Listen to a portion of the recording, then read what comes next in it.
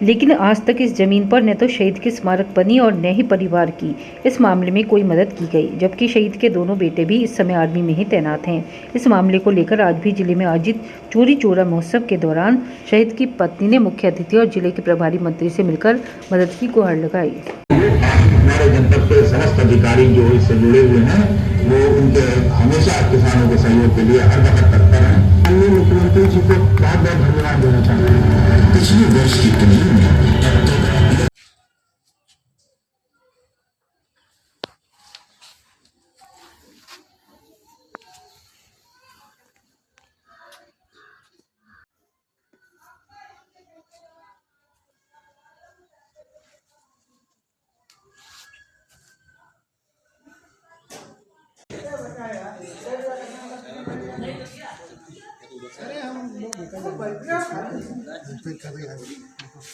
परेशानियाँ क्या, ये हमें यहाँ कुछ आते हैं कुछ लोग यहाँ डराते हैं, धमकाते हैं और हम घर छोड़ के कहाँ चले जाएं। हमारे दोनों बच्चे फौज में हैं, हमने दान दे दिया है वहाँ पे, तो हम बच्चों को साथ में रखेंगे तो वहाँ कौन जाएगा।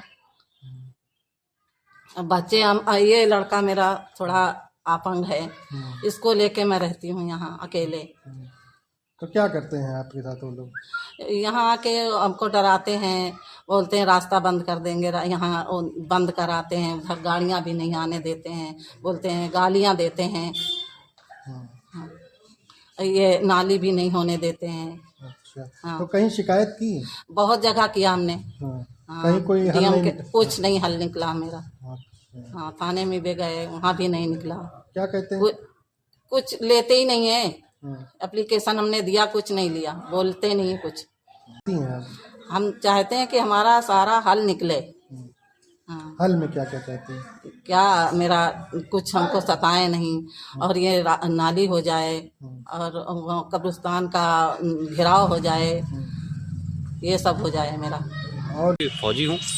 मेरे पिता 2002 में शहीद हुए, नायब सूबेदार मोहम्मद शरीफ, जो 47 RR में एक आतंकी मुठभेड़ में उनको गोली लगी। उसके बाद शासन प्रशासन ने जाके घर पे तमाम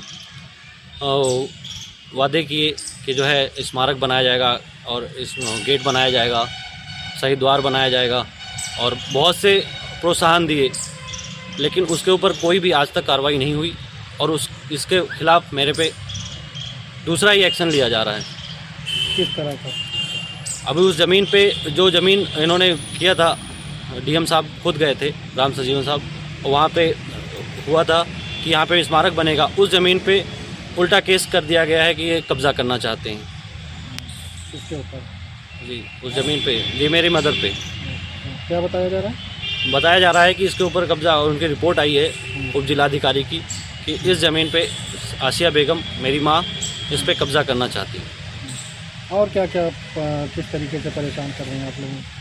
और पड़ोस में रहने वाले कुछ जन, माँ मेरी अकेली रहती हैं, हम दोनों भाई फौज में हैं, तो घर पे माँ और मेरा एक विकलांग भाई रहता है, उनको आए दिन कोई ना कोई तरीके से तंग किया जाता है। कभी उनका रास्ता रोका जाता है, कभी उनको गाली दिया जाता है, घर पे आके धमकी दी जाती है।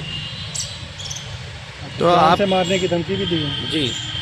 कभी शिकायत पुलिस से? जी बिल्कुल, हमने शिकायत की पुलिस प्रशासन में, जिसमें FIR दर्ज करने का वो किया, लेकिन हमारी FIR भी दर्ज नहीं की गई और मायूस होकर कई बार वापस आना पड़ा। इसमें इस प्रावधान को मैंने ऊपर लेवल तक DGP तक कंप्लेन किया, लेकिन उसका कोई अभी तक सलूशन नहीं निकला। क्या लगता है क्यों इतनी लीनियंसी बरती जा रही है आप लोगों का? ये तो बेहतर मैं नहीं जानता हूँ, क्योंकि हम फौजी, हम तो अपना देश संभालते हैं। हम यहाँ घर से ज़्यादा हम बाहर रहते हैं, घर की क्या कंडीशन है ये तो हम फ़ोन पे ही पता कर पाते हैं। हम तो वहाँ से माँ को दूर जाना चाहते हैं, अपने लेके जाना चाहते हैं, लेकिन मेरी माँ घर को नहीं छोड़ना चाहती, क्योंकि वो एक एक ईंट जोड़ के घर बनाया है।